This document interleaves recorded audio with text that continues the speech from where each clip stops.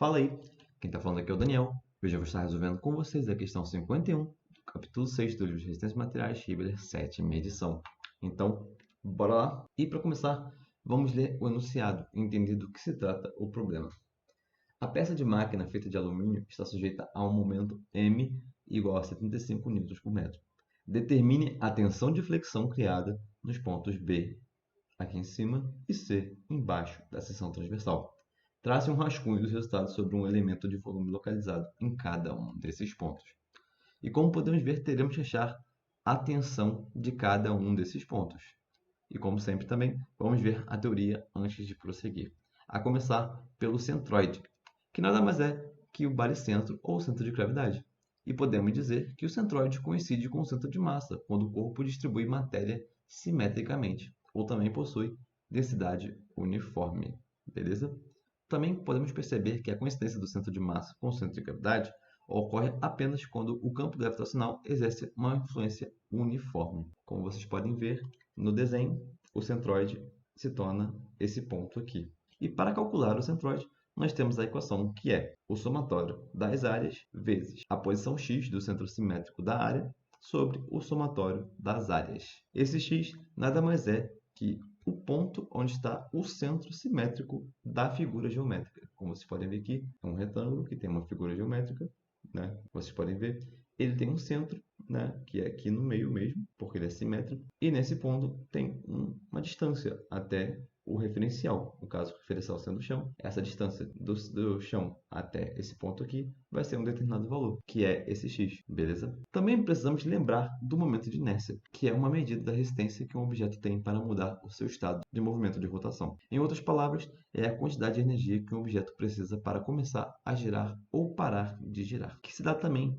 pelo somatório da base vezes a altura ao cubo sobre 12, mais a área vezes d ao quadrado, esse d que é a distância do centro simétrico até o centroide. Mas claro, aqui estamos aplicando para o momento para um retângulo. E mais, também estamos utilizando o teorema dos eixos paralelos, como vocês podem ver na adição da área vezes o d ao quadrado, beleza? Só para lembrar vocês. E por fim, precisamos também relembrar sobre a tensão de flexão. Em vigas, quando submetida a esforços externos, ocorrem deformações de flexão devido ao esforço de momento vetor, surgindo dessa forma a tensão de flexão. Para esse caso, usaremos a equação da compressão. Na imagem, vocês podem ver que ao atuar um momento, vocês podem ver que existe uma compressão em cima e uma atração embaixo por conta do momento na viga, beleza?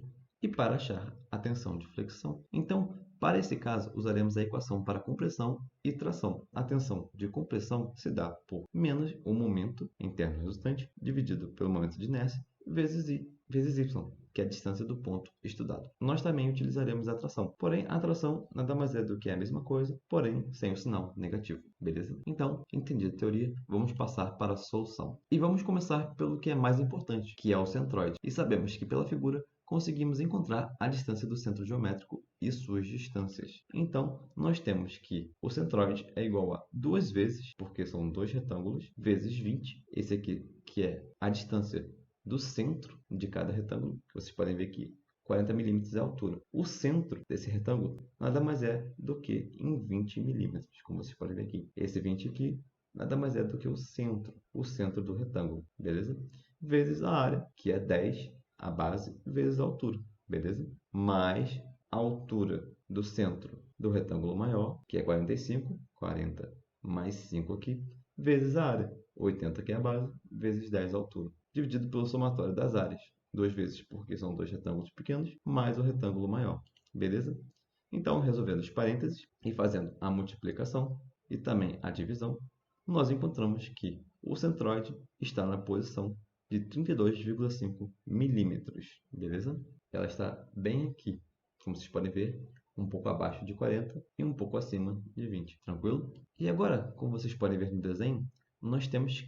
E agora, perceba que no desenho nós temos D2 e D1. Na equação de momento de inércia, nós temos o teorema dos eixos paralelos, que tem a distância do centro de cada figura geométrica até o centroide, sendo esse D1 e D2, como vocês podem ver aqui. Então, para calcular o momento de inércia, nós encontramos que a base do retângulo menor, que é 10, vezes a altura do retângulo maior ao cubo sobre 12, mais a área, novamente, vezes o D2, vocês podem ver aqui, que é essa distância aqui, 0,0325, que é o centroide, menos 0,02, que é o centro da figura geométrica, que é o retângulo menor, ao quadrado, beleza?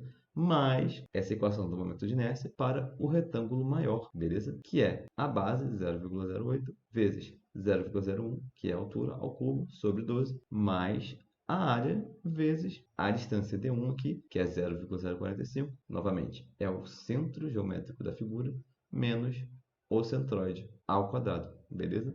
Então, resolvendo os parênteses menores, fazendo as exponenciais, fazendo a multiplicação e a divisão, nós encontramos, então, que nosso momento de inércia nada mais é do que 3,63 vezes 10 a menos 7 metros a quarta. E caso você não tenha pegado bem as contas, você pode pausar o vídeo e checar se está tudo correto com o seu, beleza? E agora, por fim, calculado todos os valores, o momento de inércia.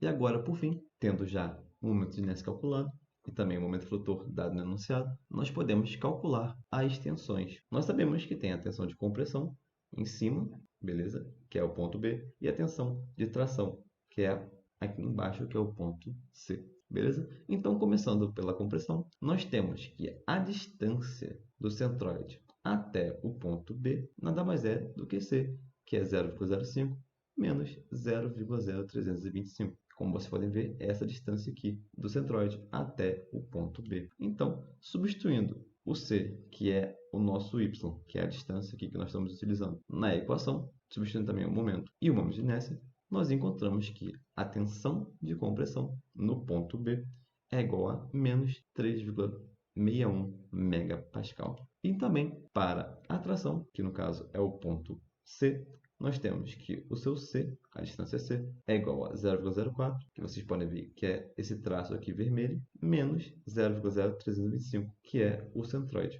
beleza? Substituindo também o C na equação e fazendo os cálculos, nós encontramos que a tensão de tração no ponto C é igual a 1,55 megapascal, beleza? Então, achado os valores de tração, que é no ponto C, e compressão no ponto B, então nós finalizamos esse exercício, beleza? E caso tenha gostado da resolução, se inscrevam, deixem um like e ativem o sininho.